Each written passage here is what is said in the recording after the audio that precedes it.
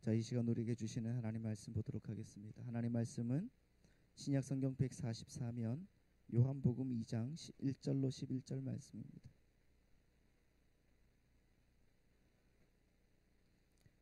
요한복음 2장 1절로 11절 말씀을 제가 봉독해 드리겠습니다. 사흘째 되던 날 갈릴리 가나에 혼례가 있어 예수의 어머니도 거기 계시고 예수와 그 제자들도 혼례의 청함을 받았더니 포도주가 떨어진지라 예수의 어머니가 예수에게 이르되 저들에게 포도주가 없다 하니 예수께서 이르시되 여자여 나와 무슨 상관이 있나이까 내 때가 아직 이르지 아니하였나이다. 그의 어머니가 하인들에게 이르되 너희에게 무슨 말씀을 하시든지 그대로 하라 하니라. 거기에 유대인의 정결 예식을 따라 두세 통 드는 돌 항아리 6이 놓여 있는지라. 예수께서 그들에게 이르시되 항아리에 물을 채우라 하신즉 아기까지 채우니 이제는 떠서 연회장에게 갖다 주라 하시매 갖다 주었더니 연회장은 물로 된 포도주를 맛보고도 어디서 났는지 알지 못하되 물떠온 하인들은 알더라. 연회장이 신랑을 불러 말하되 사람마다 먼저 좋은 포도주를 내고 취한 후에 낮은 것을 내거늘 그대는 지금까지 좋은 포도주를 두었도다 하니라. 예수께서 이 첫 표적을 갈릴리 가나에서 행하여 그의 영광을 나타내심에 제자들이 그를 믿으니라. 아멘. 자, 오늘 또 살아계신 하나님께서 우리 마음과 생각 가운데 함께 계시고 여러분의 마음을 주관하시고 인도하실 줄 믿습니다. 나아가는 모든 길마다 하나님이 여신다는 것을 기억하시고 오늘 또 막혀 있는 것 같고 자꾸 안 되는 것 같고 두려움에 떨고 있는 모든 것들까지 주님께서 온전하게 이끌어 주시고 역사하신다는 것을 믿으며 나아가신 우리 성도님들 되시길 바라고 축복합니다. 우리 지난주에 요한복음 2장, 그러니까 요한복음 본론을 2장부터 12장까지라고 말씀을 드렸죠. 요한부터 2장부터 12장까지의 표적 부분이 첫 번째 본론이고, 그리고 13장부터 20장까지가 예수님이 이제 십자가에서 죽으시기까지 그 마지막 기간 동안의 설교와 그 기도, 그리고 예수님의 죽으심과 부활에 관한 내용이 바로 본론의 두 번째라고 말씀을 드렸습니다. 그러면서 제가 이 표적 부분은 어떻게 나와 있다고 되어 있어요? 표적, 그리고 오해, 강해 부분으로 이렇게 순서대로 이루어진다고 말씀을 드렸죠. 기억이 나십니까? 지난주에 그래서 댁에 가셔서 2장부터 4장까지 읽어보라고 말씀을 드렸는데 여러분 한번 읽어보셨습니까? 읽어보신 분은 한번 발 한번 들어보시겠습니까? 읽어보시면 참 착하고 충성된 여러분 읽어보시니까 읽어보신 분들은 아마 그렇게 이해가 될 거예요. 확실하게 이해가 될 겁니다. 혹시 여러분 중에서 또 너무 바빠서 너무 또 생각이 안 나서 혹시 또 잊어버리신 분이 혹시 계시다면은 오늘 지난주 설교를 다시 한번 들어보시고 다시 한번 2장부터 4장까지 말씀을 한번 들어주시기 바랍니다. 그리고 또 우리가 이 가나 혼인 잔치를 지난주에 조금 생각을 해봤지 않습니까? 그 예수님과 제자들이 가나에서 벌어진 그 혼인 잔치에 초대를 받았죠. 초대를 받았고 예수님의 어머니 마리아는 거기서 음식을 담당하고 있었던 사람이란 말이에요. 그런데 이 혼인 잔치가 한창을 달려가는 그 시점에 포도주가 어떻게 됐다고요? 떨어졌다는 거예요. 그들에게 있어서 그 포도주가 뭘 상징한다고 말씀을 드렸습니까? 포도주가 나의 기쁨이라는 거예요. 포도주는. 그런데 포도주가 떨어졌다는 것은 나의 기쁨이 없어졌다. 즉 잔치가 끝났으니까 이제 집으로 돌아가라는 말이에요. 그러니까 음식을 담당하고 있는 마리아가 예수님에게 왔어요. 와서 뭐라고 하면 포도주가 없다 그러죠. 이 말이 바로 포도주가 다 떨어졌으니까 네가 채워 넣어야 된다는 말이잖아요. 그랬더니 예수님이 여자여 나와 무슨 상관이 있습니까? 그랬다고요. 그러니까 나는 한다는 거예요?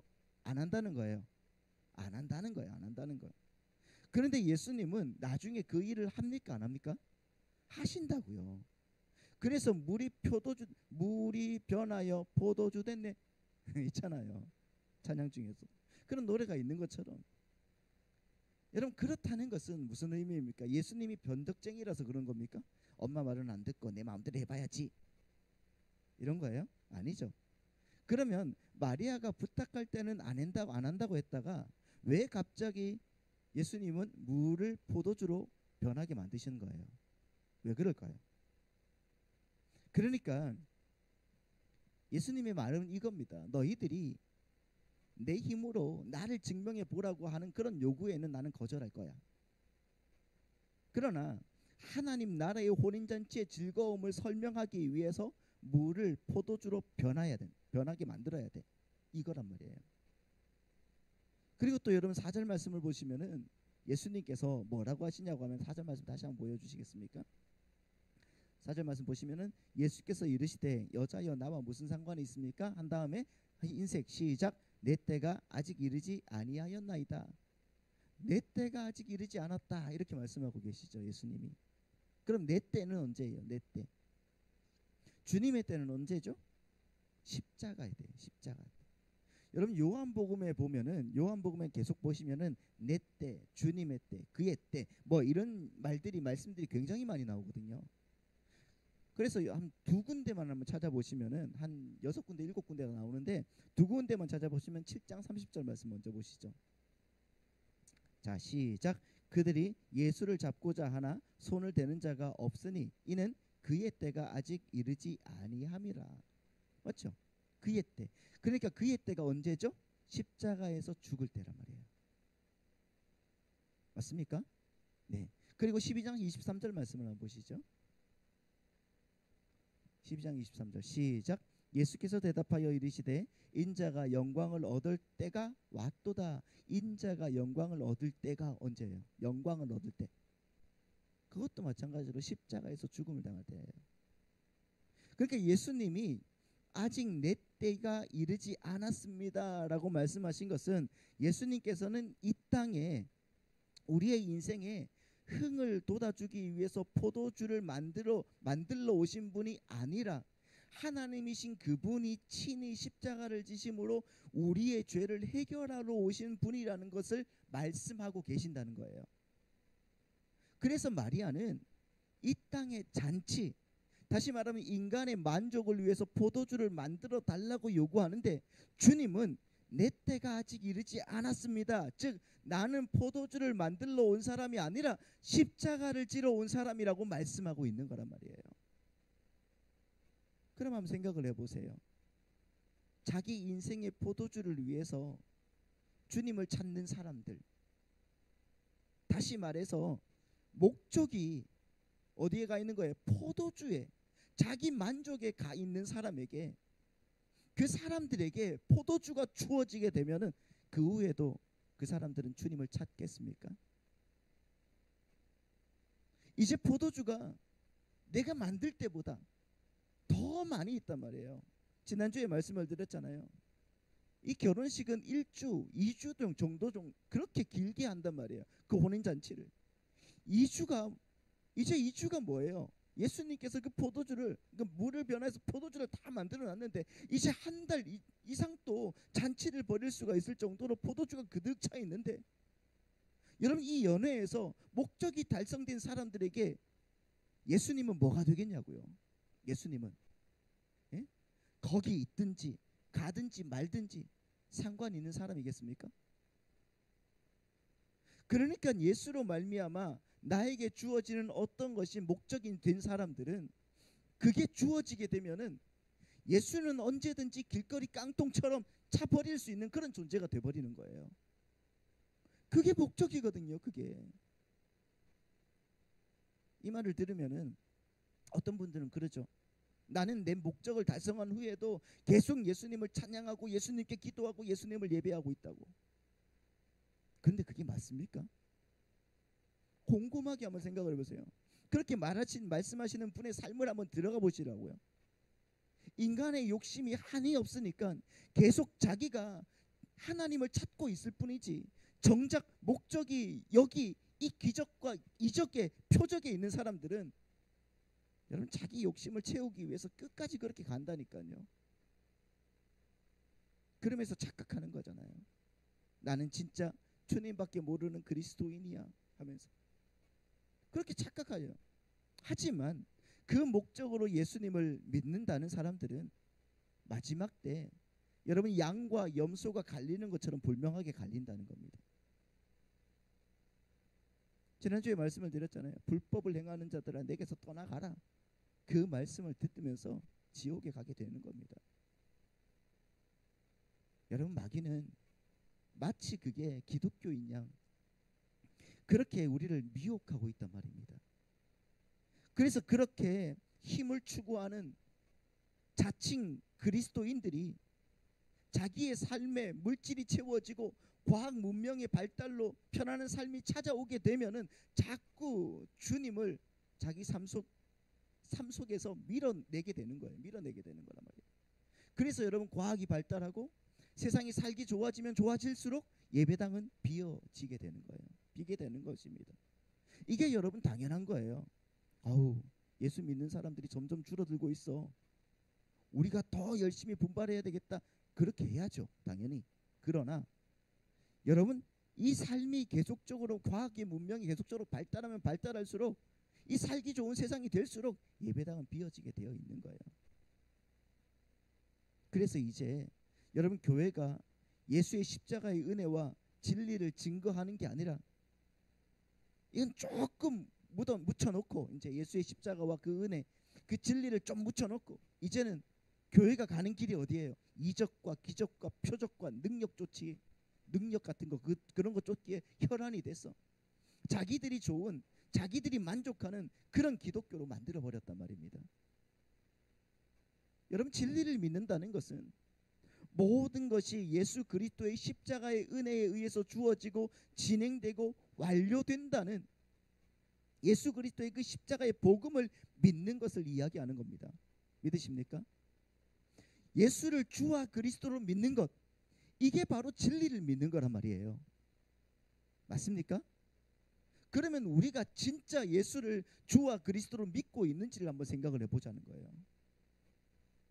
여러분이 아시다시피 십자가 복음은 인간 측에서의 그런 가능성과 업적과 공로, 그리고 내 눈에 보이는 체험과 경험과 증거를 중시하는 그러한 힘의 원리 속에 세상적 기준을 모두 다 부정해 버리는 거예요. 십자가의 복음은 바로 인간 측에서의 그 가능과 업적과 공로를 부정해 버리는 거란 말입니다. 그게 십자가의 복음이고 은혜의 복음이란 말이에요. 그러니까 여러분, 포도주로 우리를 즐겁게 해줘. 이게 바로 지옥 갈 사람들의 세상이고요. 세상에 그 취한 사람들의 방법론이기 때문에 십자가의 복음은 그걸 부정해 버린다니까요. 그래서 주님은 당신의 제자들에게 눈에 보이는 기적과 이적이 보이는 곳에는 절대로 가지 말라고 부탁한 거예요. 그 말씀이 어디 있는지 아십니까? 마가복음을 보시죠. 마가복음 13장 21절부터 보시겠습니다. 마가복음 13장 21절. 그때에 어떤 사람이 너희에게 말하되 보라 그리스도가 여기 있다, 보라 저기 있다 하여도 뭐 하지 말라? 믿지 말라. 여기서 믿지 말라라고 말하는 것은 피스티오라는 말이에요. 피스티오, 헬라어로. 이 피스티오라는 말은 원래 성경에서 예수를 믿는 믿음에 쓰이는 단어예요. 예수를 믿는 믿음에 쓰이는 단어라고요. 그러니까 거짓 예수를 진짜 예수로 믿는 자들이 있다는 거예요, 없다는 거예요? 있다는 거란 말이에요. 믿고서 이게 진짜 믿음이라고 착각하는 자들이 있다는 거예요. 그래서 예수 믿는 믿음에 쓰이는 이 피스티오라는 단어가 거기에 나오는 거예요. 딱 나오는 거란 말입니다. 12절 22절. 거짓 그리스도들과 거짓 선지자들이 일어나서 이적과 기사를 행하여 할 수만 있으면 택한 자들을 어떻게 하라? 미혹하리라. 미혹하려 하리라. 보십시오, 여러분. 택한 백성들까지도 미혹한다. 교회 안에 있는 백성들까지도 미혹한다는 겁니다. 교회 안에 있으면 여러분 안전할 것 같습니까? 아니요. 오히려 저 밖에 있는 사람들은 아예 마귀가 상종도 안 해요. 왜? 자기 밥이니까 원래. 그러나 교회에 있는 자들, 하나님의 말씀을 듣는 자들을 계속적으로 미혹해서 자기 밥이 되게 만들어 버린다는 거예요. 그래서 23절에 뭐라고 합니까? 23절 시작. 너희는 삼가라. 너희는 삼가라가 뭡니까? 가지 말아라는 거예요. 가지 말아라. 거기에 가지 말아라. 내가 모든 일을 너희에게 미리 말해주게. 내가 너희에게 미리 다 말했는데 그래도 너희는 그 길을 갈 거야. 그래도 너희는 그 길을 가는 거야. 죽는 날까지 자기 만족 속에 살 거니까 너희들은 갈 거야. 그런 뜻이란 말이에요. 내가 미리 다 말했는데 성경에 그렇게 다 나와 있는데 그걸 안 보고 자기 보고 싶은 것만 보면서 부자로 유명한 자로 높은 자의 자리로 그렇게 가고 싶어 하려고, 그렇게 가려고 한다는 말이에요. 여러분, 오늘날 기독교의 가장 큰 문제가 뭔지 아십니까? 오늘날 우리 기독교의 가장 큰 문제가 뭡니까? 가장 큰 문제는 지금 기독교가 종교와 기독교의 차이를 모른다는 거예요. 종교와 기독교의 차이를 몰라요. 기독교인들이 종교와 기독교의 차이를 몰라요. 여러분, 기독교는 종교가 아닙니다. 이런 말 많이 들어보셨죠? 기독교는 종교가 아니다. 종교는 뭡니까 그러면?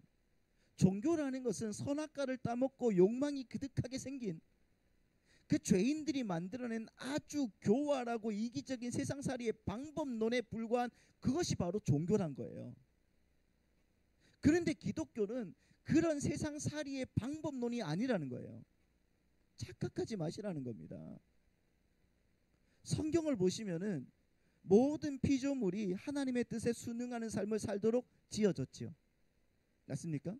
그게 피조물이라는 단어의 뜻이란 말이에요. 피조물이라고 하면은 모든 피조물, 이 피조물이라는 것은 하나님의 뜻에 순응하며 살아가는 존재들이라는 거예요. 피조물이 그 뜻이라니까요.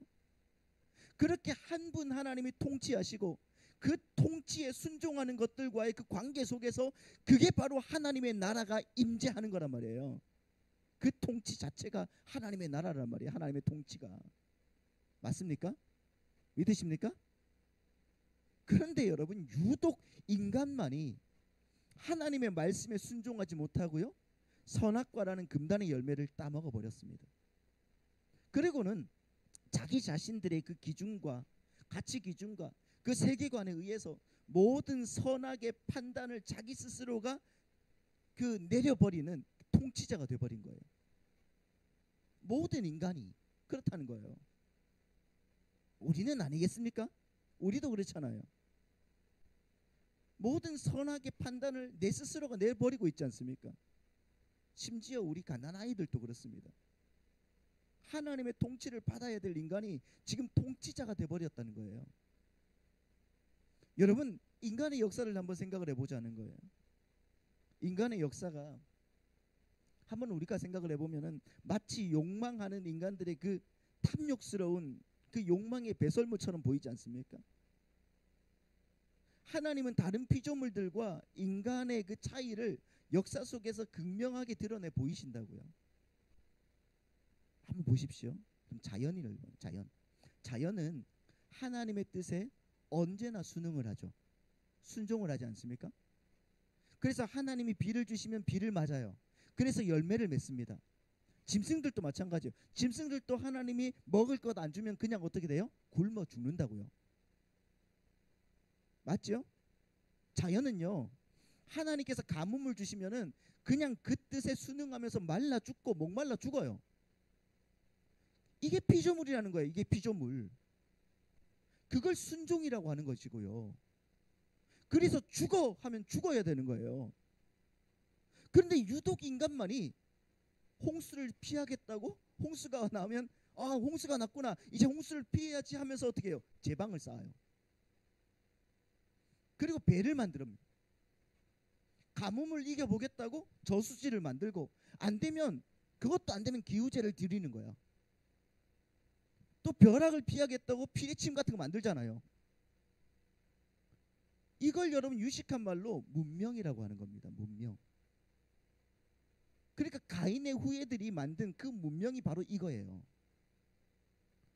그렇게 누구에게도 질 수 없다는 그 인간의 그 누구에게도 질 수 없다고 욕망하는 그 인간들이 문명을 만들고요. 그 문명을 어떻게 하는 거예요? 이제는 돈 주고 파는 거예요. 그 문명을 돈 주고 팔아가면서 그렇게 세상이 시작이 된 거란 말입니다. 문명을 팔아요. 바로 그게 진화하고 진보하고 뭐 인생과 역사라고 우기는 현장이 바로 이 세상 아닙니까? 그러니까 여러분, 모든 인간은 욕망하는 인간 집단이 만들어낸 문명을 그걸 사느라고 이 고생을 하는 거예요. 여러분, 우리가 그냥 하나님께 순종만 하면 되는데, 아멘? 이거 아멘 못하잖아요. 하나님께 순종하면 되는데 그게 하나님께 순종할 수 없다고 문명을 끊임없이 만들어내고 그 문명을 서로 사고 파는 것, 거기에 여러분 올인하는 게 바로 인간의 일생 아닙니까? 그러니까 여러분, 그 인간의 일생을 우리가 뭐라고 신기루 같은 거라고 말하잖아요. 없어도 되는 걸 만들어서 굳이 팔고 그걸 얻어내겠다고 자신의 평생을 올인하는 게 우리 인생이란 말입니다. 그게 인간 역사란 거예요. 그렇게 여러분, 모든 삶이, 모든 역사가 다 허상이라는 겁니다. 신기루예요. 여러분 한번 생각을 해보십시오. 우리 아이들은 모르겠지만은 우리가 어릴 적에 TV, 냉장고, 세탁기, 에어컨 이런 거 있었습니까? 부자들은 있었겠지만 우리 집은 없었어요. TV도 거의 제가 10살 되고 나서 이제 아마 샀을 거라고 생각하는데 없었습니다. 근데 누군가가 이런 걸 만들어 놓고 이게 없으면은 문명에 뒤떨어지는 사람들, 문명에 뒤처지는 사람들을 문명인이 아니라고 이야기하니까 전부 그걸 사려고, 보다 좋은 문명을 누리려고, 문명을 사려고 자기 평생을 허비해 버리는 거예요. 여러분, 이게 죽어가는 좀비들의 세상이라는 거예요. 그렇게 현실보다 더 나은 미래를 꿈꾸면서 미래에 되고 싶은 나, 그렇잖아요. 그 되고 싶은 나에 대한 그 집념과 추구를 성경은 뭐라 한다고 합니까? 탐심이라고 한다고요. 탐심. 그러니까 탐심이 뭐예요? 마음이잖아요. 마음. 그러니까 아직 행위를 저지르지도 않았는데, 내가 뭔가 해보지도 않았는데 모든 인간의 마음속에 들어가 있는 그 미래에 되고 싶은 나를 향한 추구, 그게 바로 탐심이란 말이에요. 탐심. 그 마음이란 말이에요. 그러니까 마음만 먹었을 뿐인데 하나님이 그걸 뭐라고 하십니까? 탐심은 곧 뭐라고요? 우상숭배라고 하잖아요. 우상숭배. 내 마음 먹은 거 그 전체가 다 우상숭배예요. 그러니까 우리 모두가 뭡니까? 죄인이라는 거죠. 지금도 마찬가지예요. 여러분, 하나님의 은혜가, 그 의의 은혜가 우리를 덮어주지 않으시면은 우리는 기적, 이적 이런 같은 것, 이런 허상을 쫓다가 그냥 그렇게 죽고 마는 겁니다. 그래서 예수님이 뭐라고 하시는 거예요? 나와 무슨 상관이 있습니까? 라고 말하는 거예요. 나와 무슨 상관이 있습니까? 내 때가 아직 이르지 않았습니다. 그러신 거예요. 그런 식의 자기 만족과 자기의 욕망의 포도주라면 나는 당신들을 위해서 만들지 않을 겁니다. 라고 말하는 거예요. 아시겠죠, 여러분? 오늘 우리 주님께서 말씀하시는 그 진리를 정말 잘 우리가 알고 이 땅에서 우리가 어떻게 나아가야 될지를 곱씹어서 정말 말씀을 상고하면서 다시 한번 새겨보시는 우리 성도님들 되시길 바라고 축복합니다. 그러면 그리고 나서 주님께서 어떻게 합니까? 포도주를 안 만드신다고 했다가 다시 만드시죠. 그러면 다시 만드시는 것은 또 어떤 의미를 담고 있는 것인가? 그러니까 4절에서 여자여 나와 무슨 상관이 있나이까? 내 때가 아직 이르지 아니하였나이다. 이렇게 말씀하신 직후에 예수님이 하인들에게 뭐라고 하셔요? 네, 6절 7절 말씀 한번 보실까요? 6절 7절 우리 다 같이 읽습니다. 시작. 거기에 유대인의 정결 예식을 따라 두세 통 드는 돌 항아리 6이 놓여 있는지라. 예수께서 그들에게 이르시되 항아리에 물을 채우라 하신즉 아귀까지 채우니라고 하고.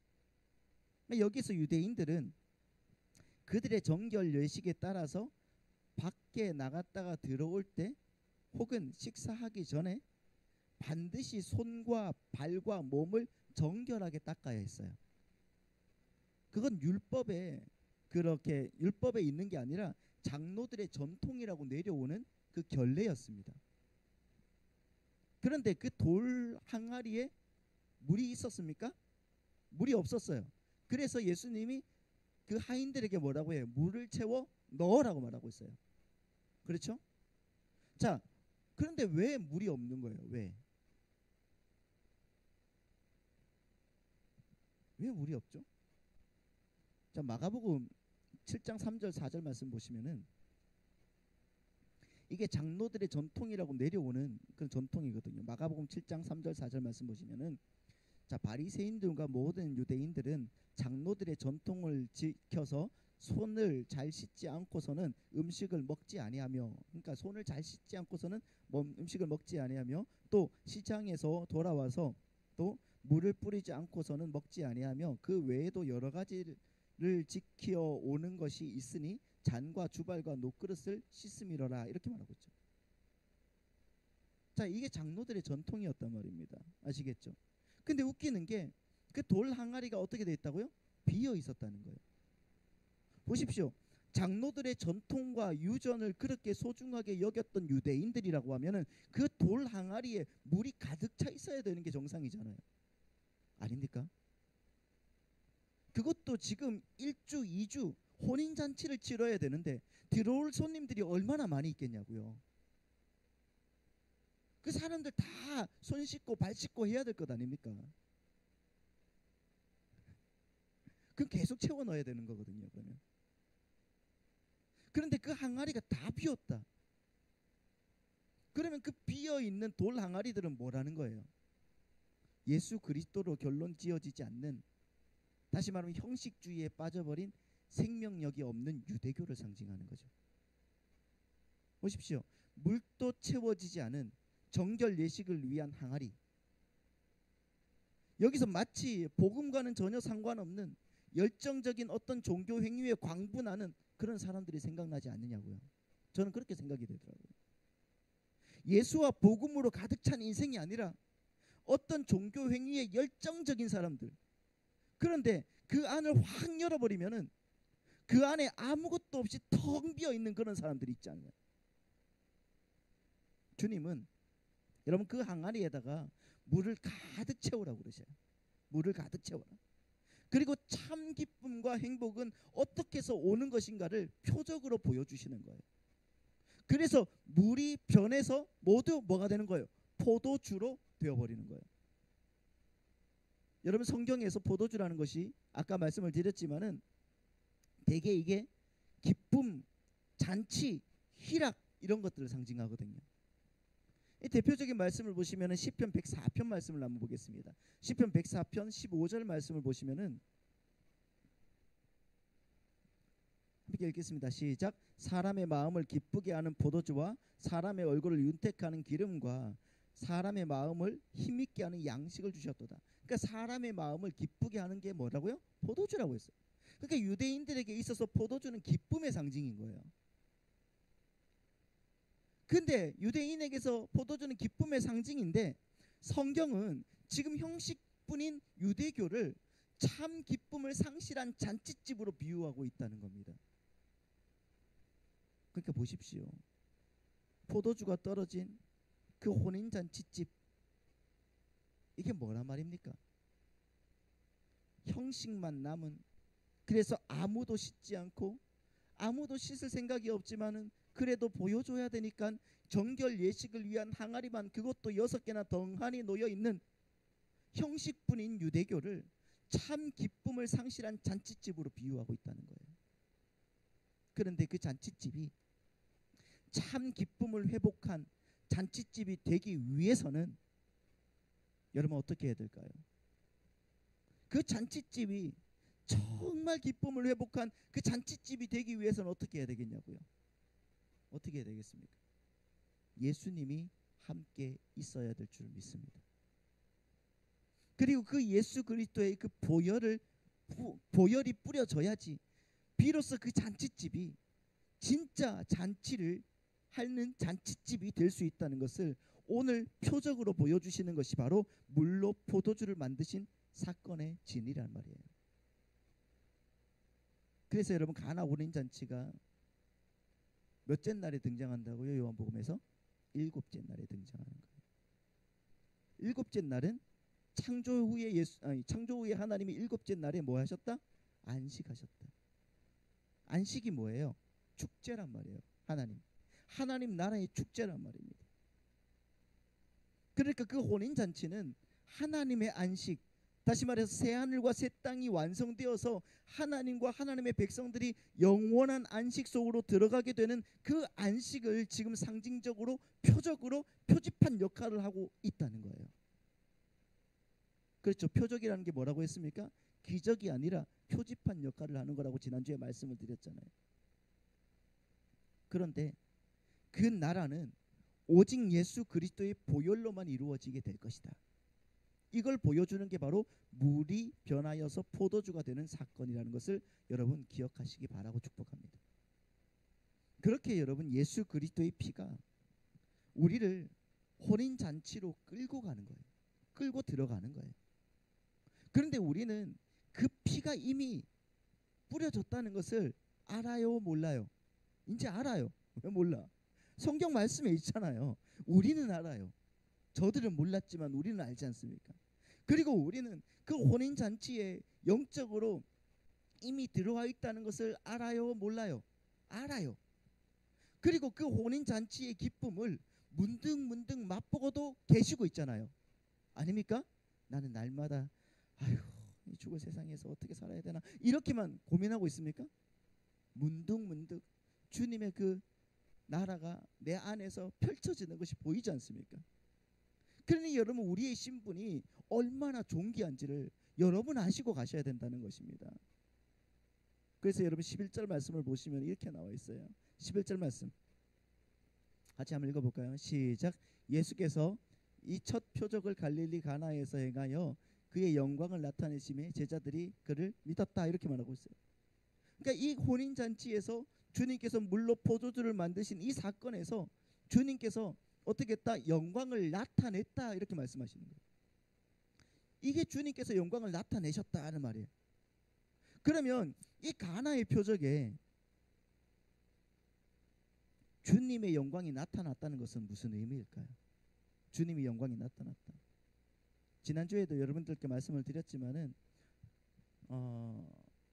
여러분 주님의 영광이라는 것을 우리가 흔히 오해하는 것이 뭐라고 했습니까? 야구 선수가 홈런 치고 그렇잖아요. 무릎을 꿇고 하나님께 영광입니다.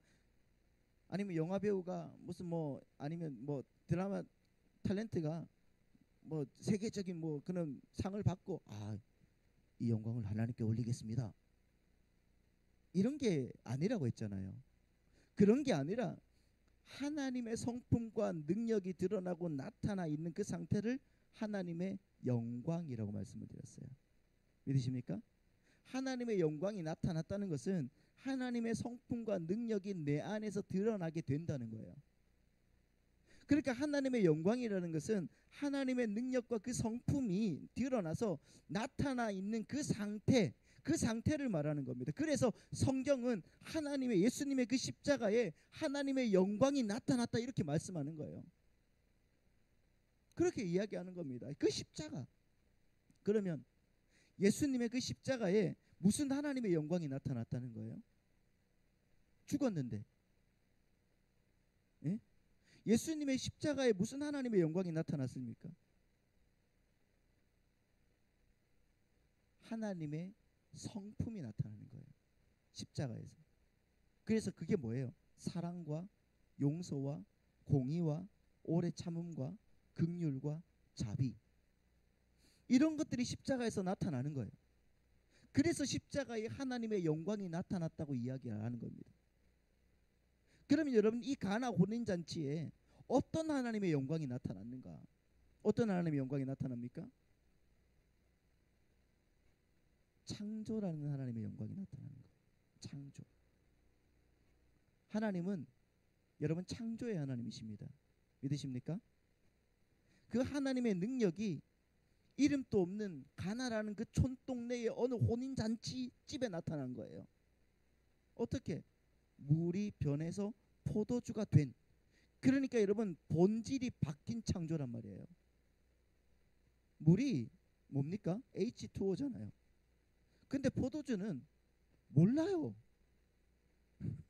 화학 공식을 잘 모르겠어요. 뭘로 변했는지. 그런데 아예 그 본질을 바꿔버리신 거예요.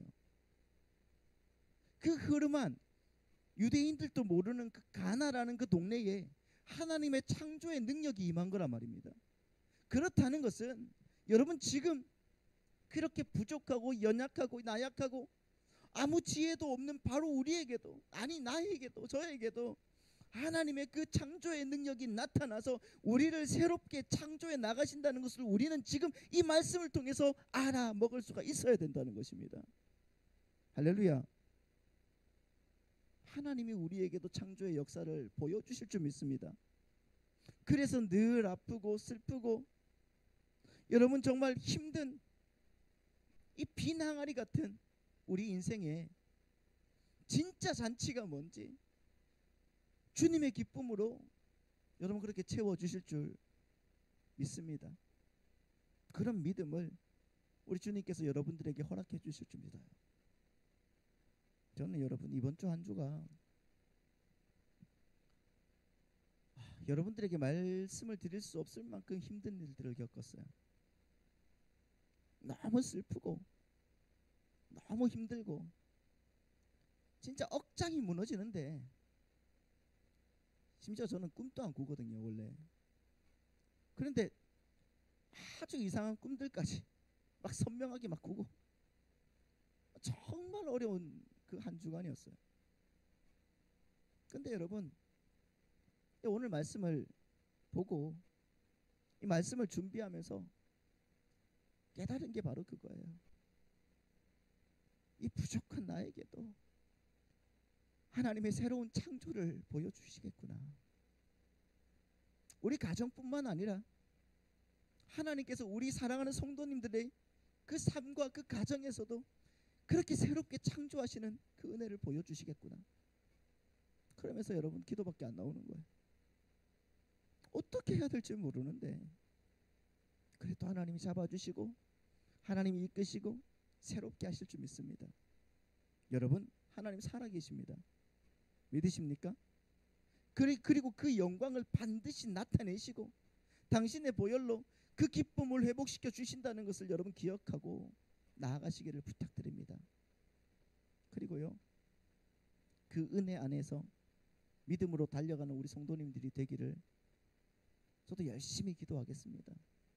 우리 성도님들 함께 더 기도하시고 더 주님만 바라보는 은혜의 백성들이 되기를 소망합니다. 여러분 이 사순절 이제 내일부터 4주차예요. 주님의 그 고난과 십자가를 날마다 묵상하십시오. 그리고 십자가의 그 삶을 또 온전히 기쁨으로 걸어가면서 여러분 사랑과 용서와 공의와 오래 참음과 긍휼과 주님의 그 자비, 이런 삶이 여러분의 삶에 남아 있어서 이렇게 살아가시는 우리 성도님들, 그렇게 하나님께 영광을 돌리는 믿음의 백성들이 다 되시기를 예수님의 이름으로 축원합니다.